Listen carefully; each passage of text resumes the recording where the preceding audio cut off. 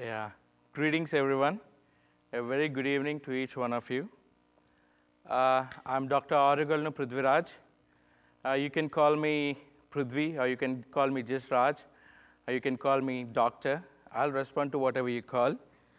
And this is my first time in the States, and I'm very glad that I'm here because I'm enjoying the cool weather, the scenic views, the roads. Everything is beautiful for me. It's a beautiful country. And from the place where I come, we put our hands together and say namaste. That's how we greet each other in India. So I would like to greet you all in Indian way, namaste, namaste. So yeah, I was baptized in the year when I was 16 years old by my dad, and I was living in the Christ faithfully since then. And I've got one kid, he's 5 years old, and we're expecting another one in the month of April. So please keep me and my wife in your daily prayers.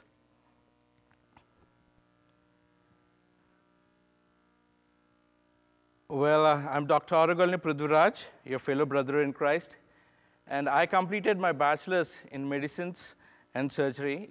It's an undergraduate course in India, which is called MBBS, which is a 5-year course.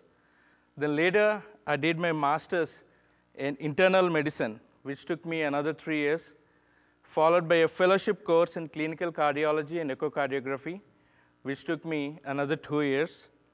And currently, now I'm working as a consulting physician in care hospitals in India. And that's my wife, Dr. Priyanka Rama. She completed her bachelor's and also did her master's in obstetrics and gynecology. And she did a fellowship in infertility. And currently, now she's working in a government hospital. Yes, both of us have been involved in different hospitals to offer our medical abilities and also served during the pandemic COVID since 2020. Yeah, Shakina's Truelife Hospital, it's named after my mother Shakina, which means glory. She's 62 years old. She's a housewife. She's a hard worker. She's a believer.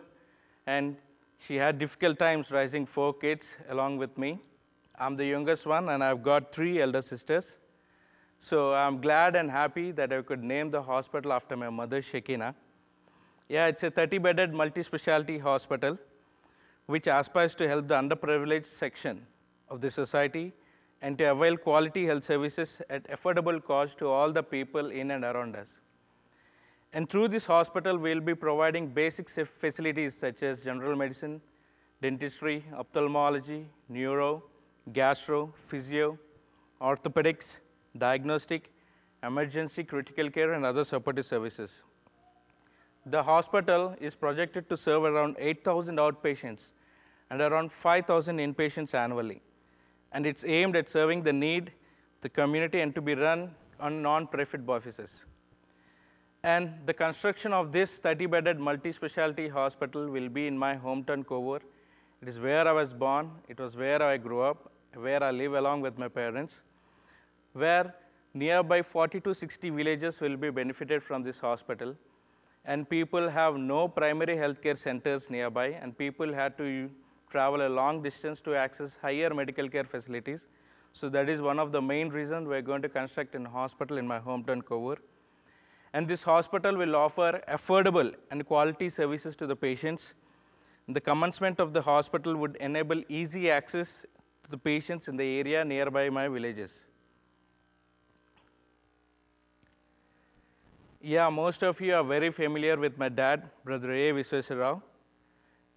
He's been in the Lord's work since 1980. And through him, we have established many faithful congregations. And 2 main congregations, our home congregations, are one in my town, Kovur, and another one in my village, Arkirevala. And he is overseeing many preachers and doing a lot of ministries in the Indian. And thank you, Broken Arrow Church of Christ, by standing beside me. My dad is associated with Broken Arrow Church of Christ since 30 years. And we're glad and happy for the church members who are supporting him through all these times. And he has turned and converted many peoples and led many people into the wisdom of God. And we are all proud of him. And I, since my childhood, have the privilege to work along with him and to join my hands along with him in the ministries and the work he's carrying on. I would like to briefly share the ministries that we're carrying out in India. Yes, we have started many new congregations and we are overseeing the works and needs of many preachers. But our two main congregations are the Kovur and Arkirevra. And yes, it's an honor for me to lead my hometown Kovur congregation. I lead the worship in my hometown Kovur. And the Kovur church members are around 80 people. And the Arkirevla congregation, the members are around 200 people. And the children home, it was established in the year 1994 with 80 children. And we have been adopting many orphans and children whose parents have died in road traffic accidents, and the children who were neglected by the parents, and parents who cannot afford their children's education. We have been taking up those children. We have been providing them with food, shelter, clothing, and private private educations. And we are also giving them spiritual learnings every day. And almost 80% of the children are baptized before leaving the children's home. And now every year, 30 to 40 children are graduating from our school and who are now well settled in jobs. And the Preachers Training School was started in the year 2007. And it's a 2-year program. They meet monthly, one week, 7 days, monthly once. It's a 2-year program with 12 students. And now there are approximately 50 students who have graduated, have started their own congregations in their local villages, and we are proud of them. And we are trying to support these preachers who are working in their congregations. And we have started the ministry TV evangelism in 2007, and it's reaching more than 1,600 villages. And almost 500 to 600K people are able to view this daily half-an-hour program. And many people, many Hindus are watching these shows, and they're getting to know more about the Bible. They're getting to learn about the wisdom of God. And many people have contacted us. And we are glad that some of the people are even baptized and now in the congregation living faithful Christians. And the leper ministry was started in the year 2007, and we are nearly helping 150 infected leprosy people. These people are separated from the community. They usually live outside the city, in the outskirts. And we provide them with monthly foods, clothing, accommodation, and spiritual learning in the local colonies. And the tailoring ministry is sewing machine training school to train the poor, the young, widowed women with job skills to feed their families. And every year we distribute free machines so that they could afford and they could make a living on themselves. The sewing machine costs around $135 each. And the preachers' financial support, presently we are overseeing the works and needs of nearly 35 preachers. And these preachers get together in my hometown Kovur monthly once. And me and my wife, we have conducted many medical camps. Nearly 20 medical camps were conducted. Especially during the COVID times, we have distributed large number of medications, masks, sanitizers, and groceries, and all that stuff. Yeah, Shakina Medical and Charitable Trust. This trust was started around 4 or 5 years back. It was started with the mission to empowerment of the unprivileged sections of the society. And it's mainly focused on the social welfare activities aimed at the elevation of human sufferings and all-round development of the community, especially for the poor. Basically, India is a place where people are divided into castes. People are divided based upon the caste systems. Like there will be higher caste, a middle caste, a lower caste, and a backward caste. And Christians are the minority people in India, and they are treated as the backward classes in India. So it's almost wherever we go to education or if we go to some kind of government jobs, it's always based on caste system. So there will be some particular kinds of reservation for each caste system, like 40% to this caste, 10% to this caste, 2% to this caste. And there's nearly only 1 seat per 1,000 medical seats for a Christian. So you all know how much it is difficult for a Christian to be a doctor in India.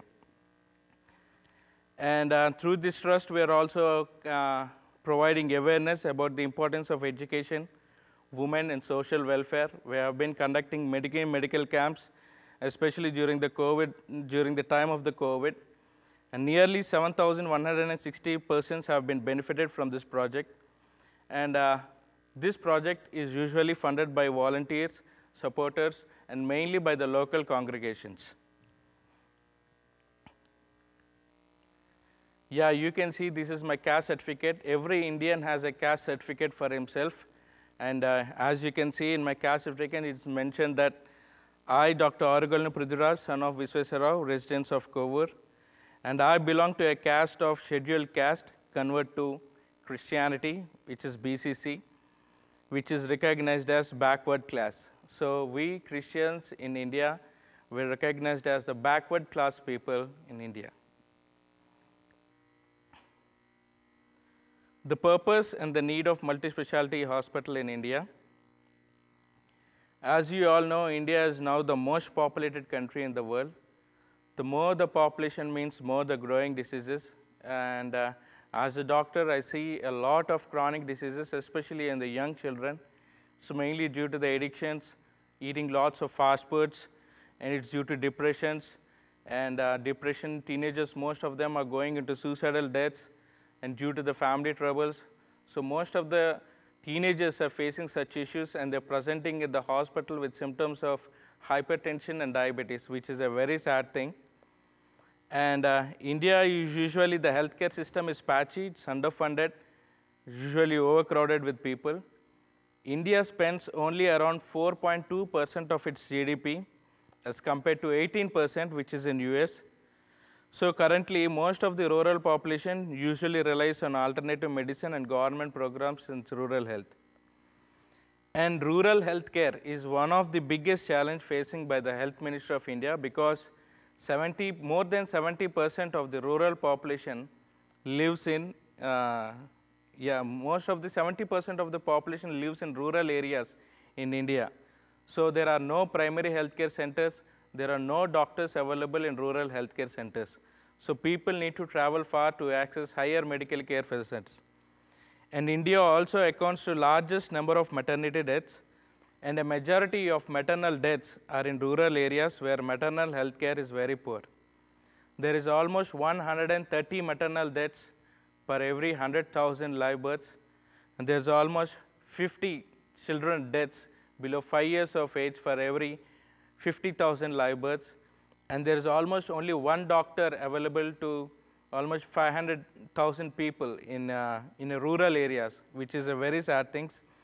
And there's only about 60% of the immunization coverage in India for the children in rural areas. Yes, we do have primary healthcare systems and some primary healthcare centers near our locations, but these health centers have got no proper infrastructure, they have got no doctors, they've got no medicines, and they have got no medical equipments. And as you could see, a primary health center that's near my location.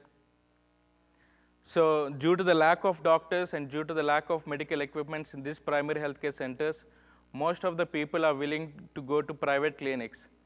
But in India, most of the people are daily laborers. They earn only about $10 a day, and with that particular amount, they need to feed their families, they need to feed their parents, and there will be no saving for their medical expenses. So going to a private clinic is not an easy thing for rural people, because they need to spend a lot of money buying medications, and the doctor will prescribe them with investigations, blood tests, and all, etc. Yeah, coming to the location of the Shakina's Truelife Hospital. The hospital is situated in Kovur town in the East Godavari district of Indian state in Andhra Pradesh. That's where I live. And the people of Andhra Pradesh, we speak Telugu, it's a mother tongue. As Kovur is a municipality and headquarters, and there's a population of around 150,000 people with an average literacy rate of 70%. And our hospital is just 500 meters away to the railway station, and the bus depot is just 1 mile to the hospital, and the nearest airways is about 10 miles, which is situated in Rajahmundry. You can see in the picture, that's the bridge connecting Kovur and Rajahmundry. Rajahmundry is a bigger city than Kovur, and Rajahmundry has got the higher medical facilities, an airport, and all the city. And people need to cross this river Godavari. It's around 8 miles distant to access higher medical facilities in Rajahmundry. Yes, but unlike in US, 8 miles, we can travel in US around in 8 to 10 minutes. But in India, it is very difficult to travel 8 miles because people need to use multiple modes of transportation to travel. Like for 2 miles, they need to catch an auto. For another 3 miles, they need to get on a bus. They need to walk for another 1 mile. So this 8 miles journey will take about 1 to 1.5 hours in India. So it's very difficult for us. And the covered area under project, nearly surrounding small 40 to 60 villages will be able to access the services. And almost 31.57% of the population is below the poverty line. And these location of healthcare centers are far of distance from rural areas, which procures a heavy daily loss of wages. This leads the rural people accessing facilities of private healthcare practitioners, usually unregistered, at affordable charges in the village. And our main goal, our main aim is to provide reasonable, affordable, and comprehensive services to all the people in and around us, in regardless of their caste or religion or creed or color. So this healthcare will be provided to each and everyone, and nearly 500K people will be able to access the healthcare facilities that we'll be providing in a hospital. And the medical specialties and the services for Shakina's Truelife Hospital includes an OPD, it's an outpatient department, an inpatient department, surgery department, medicine, orthopedic, obstetrics and gynecology, pediatric, ophthalmic, emergency and critical care. We also have an X-ray room, a diagnostic and a pathology and a laboratory test room. And we'll also have weekly super specialty consultation visits from specialty doctors like cardiology, nephrology, neurology, gastroenterology. So these doctors will be visiting the hospital on a weekly basis so that people with these diseases will be able to access the help of the doctors. And the medical support facilities for Shakina's Truelife hospitals. We've got 4 consultation rooms. We got 2 operation theaters in which one is an advanced lamina theater, and other one is a modular theater. We got an ambulance. We've got 13 single rooms and 6 double rooms. We got a general ward which could accommodate around 10 to 15 patients in the general ward. We got medical records room. We got a pharmacy, a counseling room, and a physiotherapy room. And other support services that we're going to provide at the Shakina's Truelife Hospital includes engineering and maintenance, a canteen, an admission and a reception front office, housekeeping, and dispensing all kinds of essential drugs to the patients, and counseling the patients on nutrition, contraception, and family planning. We'll have a skilled and responsive staff. We'll be completely adherent to the clinical protocols. Even the building which is being constructed is completely adherent to the protocols that were given by the government. And maintaining a clean and friendly atmosphere, follow-up care at households, rational drug treatment, and the use of generic drugs. These are the professionals who are now willing to support, and they have joined their hands to, and they're willing to work with us.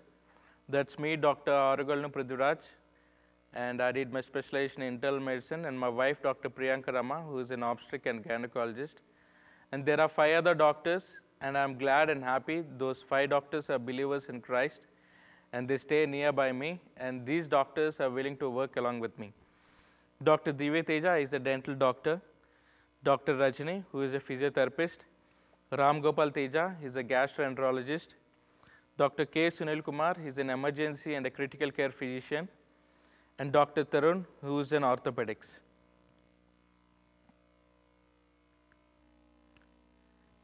Yeah, this is the picture depicting we have been laying the foundation stone along with the church in the year 2022. It was in the month of October. I think it was the day of my mom's birthday. So it was the day where we learned the foundation stone. And we went on with the construction, and these are the pictures showing the construction.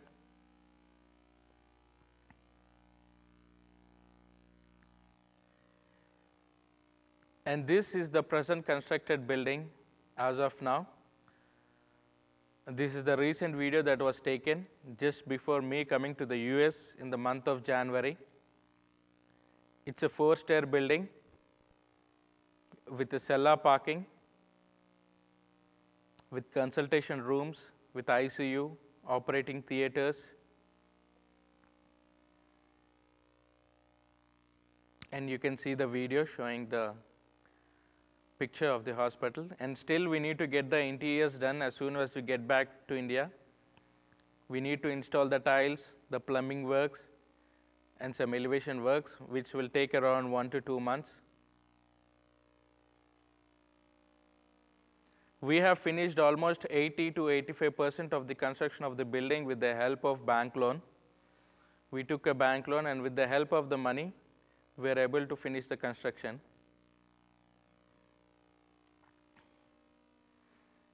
And these are the final drawings of the hospital with a cellar parking. It's a 4-stair building. It's a 30-bedded multi-specialty hospital. And this will be the final hospital elevation drawings.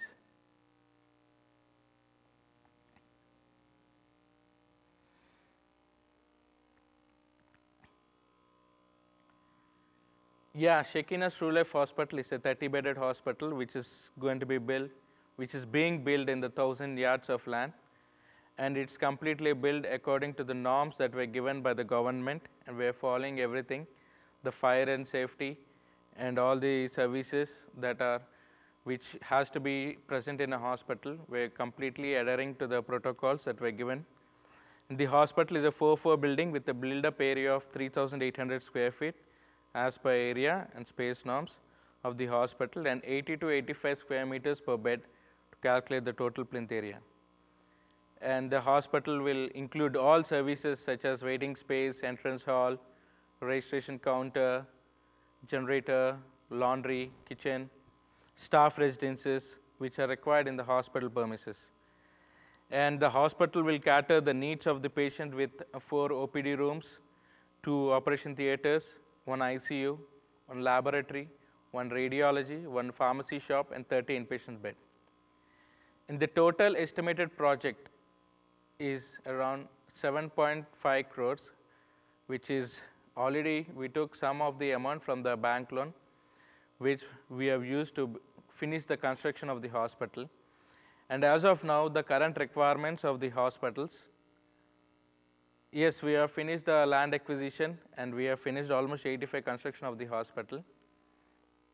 The hospital current requirements, as soon as we get back to India, we need to buy beds and office furnitures, medical machineries and equipment, electronic equipment, OPD, and general equipments.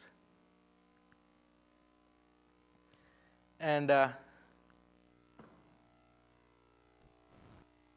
yeah, this is the graph showing the number of, this is the item description and the quantity and the approximate amount in US dollars.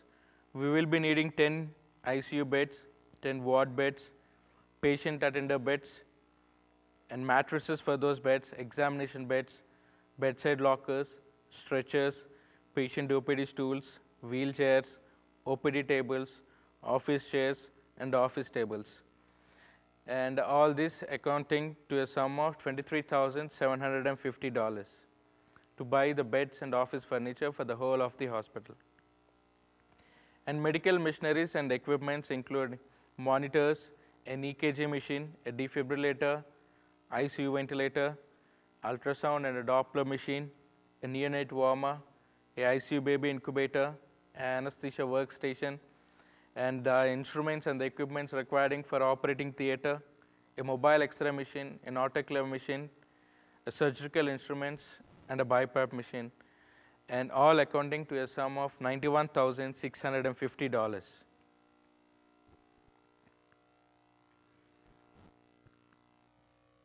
And the electronic equipment such as ACs, computers, CC cameras, televisions, generator, biometric devices, printers, refrigerator, and water purifier. In India, the service of generator is very important because we have lots of power outages and power cuts in India. And there are situations in India where when I was working as an intern in a hospital, the light suddenly went off and we used to take out mobiles and we used to put on torches so that the surgeon could operate on the patient. So those were the situations currently now we're facing in India. And all these electronic equipments that we need to purchase for the hospital sums up to around $52,185. In the OPDs and the general equipment such as stethoscopes, pulse oximeters, nebulizing machines, glucose monitors, weighing machines, disposables, infusion pumps, and syringe pumps, all accounting to a sum of $6,693. So as of now, the total requirement for a project, including for the beds, the furniture, the machineries, electronics, and the general equipments, sums up to around $174,278.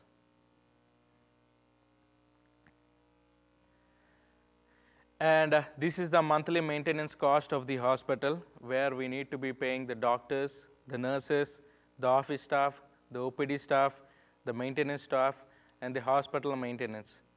There are 5 doctors and 12 nurses who are already willing to work with us. And I'm glad and happy that the doctors and as well as the nurses are believers in Christ. Usually in India, doctors, they charge about $3,000 to $5,000 according to their specialties. But although the doctors who are working with us, although they are specialist doctors, they're willing to work for $1,000 a month. And the nurses for $300, usually they charge around $600 to $700 per month. And for the office staff, OPD staff, that is the minimum salary that we need to pay in India. And the hospital maintenance, including the current bills, water bills, and all the taxes and all the other maintenance, sums up to around $2,000 per month.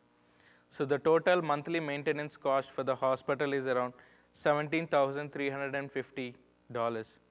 And I request and pledge to keep the monthly maintenance cost, because if we could attain this monthly maintenance amount, we could be able to do more and more charities, because once we fulfill the salaries of the staff working in our hospital, we can do much of the charities work to the people in and around us. So I request and pray and pledge to keep this monthly maintenance cost in all your minds. So our mission through this Shakina's Truelife Hospital, we will be conducting 3 free medical camps every month with specialist doctors in various backward communities in and around our town. So we'll be conducting 1 medical camp in 1 village. We'll be giving them free medications and free doctor consultations. And we'll be very much glad and happy to help the unemployed local congregational youth to work with us, because after COVID, many of the youth have lost their jobs. And yes, we would be happy to do that. And we also aim to provide weekly free medical consultation days within our hospital premises. We'll bring in specialist doctors from different places, and we'll do free medical consultations on that day. Our hospital will be equipped with all medical equipments and provide all the critical care.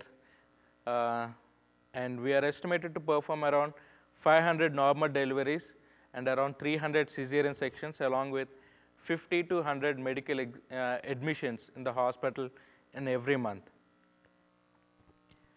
And in our hospital, we also created a space which could accommodate around 20 to 30 people. And we will be able to conduct monthly gospel meetings within the premises of the hospital, which will be a very good thing for us to spread the word. And we are also trying to install sound speakers within the hospital, within each floor and within each room, so that the patients will be able to listen to the daily scriptures or prayers which will strengthen them during their time of weakness.